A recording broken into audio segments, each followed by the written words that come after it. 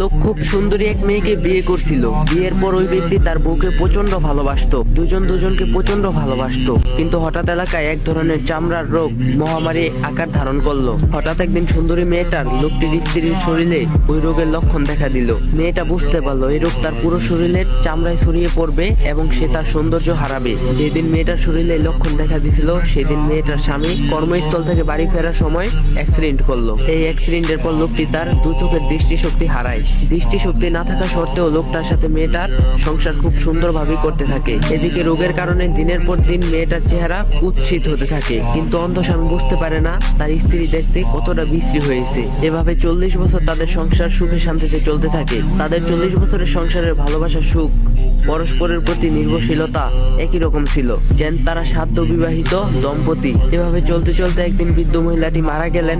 স্ত্রীর মৃত্যুতে অন্ধ লোকটি খুবই দুঃখ পেল, ভেঙে পড়ল। কিন্তু দুনিয়াবী জীবন কোনো কিছু চিরস্থায়ী না, সবাইকে একদিন না একদিন ইহকালের জীবন ছেড়ে আখিরাতের জীবনে পাড়ি দিতে হবে।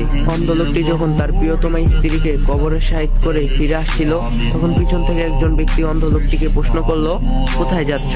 অন্ধ লোকটি উত্তর দিল, সে বাড়ি ফিরে যাচ্ছে যে বাড়িতে তার স্ত্রী এত বছর তার সাথে সংসার করছিল। এই কথা শুনে প্রশ্নকারী লোকটি অন্ধ লোকটিকে বলল, তুমি কিভাবে একা একা বাড়ি ফিরবে? তুমি তো অন্ধ।